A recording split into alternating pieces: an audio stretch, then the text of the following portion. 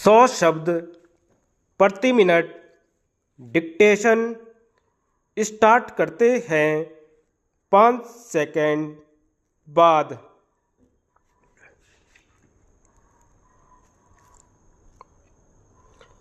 श्रीमान, जहां सरकार का सारा ढांचा सत्तारूढ़ दल की सहायता के लिए सक्रिय हो जाता है, वहां चुनाव में बराबरी की लड़ाई नहीं रहती। विपक्षी दलों को एक ऐसी लड़ाई लड़ने के लिए विवश किया जाता है जिसमें वे गहरे प्रतिकूल वातावरण में संघर्ष करते हैं। इस सदन में कई बार चर्चा हो चुकी है कि चुनावों में मंत्रियों को वायुसेना के विमान, हेलीकॉप्टर व अन्य वाहनों का उपयोग करने का अधिकार नहीं होना चाहिए।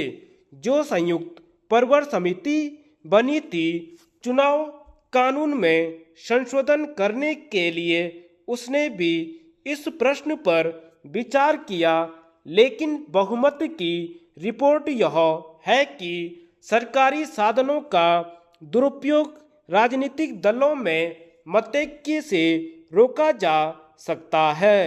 एक परंपरा विकसित की जानी चाहिए जिससे इस तरह के साधनों का दुरुपयोग न हो।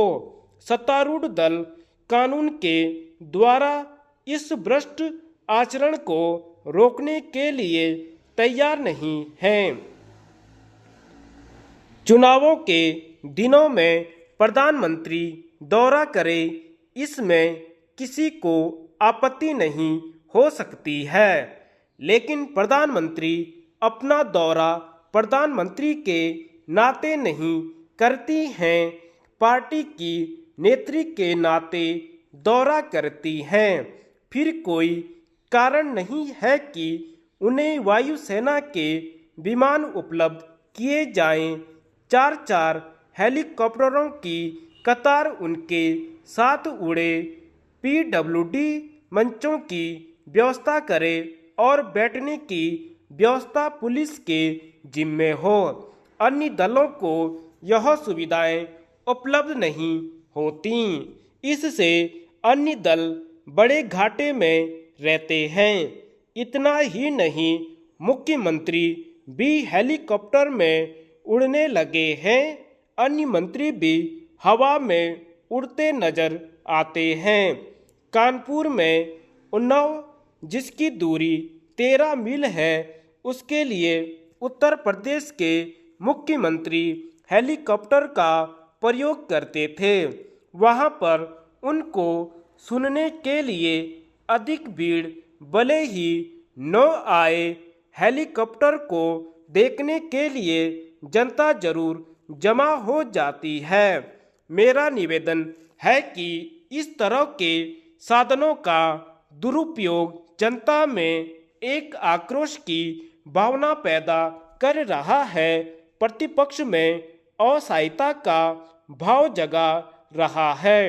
उसने मन में यह रोष उत्पन्न कर रहा है कि चुनाव की लड़ाई बराबर की लड़ाई नहीं है और जो दल एक बार सत्तारूढ़ हो गया, वह सत्ता हाथ में बनाए रखने के लिए सब कुछ उपाय करेगा। जहां तक परंपरा को विकसित करने का सवाल है, सरकार ने ऐसी परंपरा का विकास करने के लिए क्या किया है? क्या राजनीतिक दलों के प्रतिनिधियों की बैठक बुलाई गई? उपाध्यक्ष महोदय, इस चर्चा में जिन माननीय सदस्यों ने भाग लिया है, मैं उन्हें धन्यवाद देना चाहता हूं। कुल मिलाकर चर्चा का स्तर ऊंचा रहा है। विदेश नीति जैसे गंभीर विषय पर ऐसा होना आवश्यक भी है।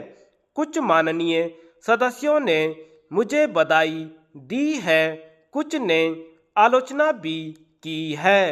अगर तारीफ से थोड़ा सा खून बढ़ता हो तो वह आलोचना से कम हो गया है, लेकिन जोर बराबर बाकी है। लेकिन व्यक्ति की तारीफ का प्रश्न नहीं है। जो भी नीति अंतर्राष्ट्रीय क्षेत्र में अपनाई जा रही है वह सरकार की नीति है। एक कदम आगे बढ़कर मैं कहना चाहूँगा कि वह किसी दल की नीति नहीं है, वह सारे राष्ट्र की नीति है। विदेश नीति के सवाल पर थोड़े बहुत मतभेद होते रहे हैं। लोकतंत्र में मतभेद स्वाभाविक है। एक मात्रा में मतभेद आवश्यक है।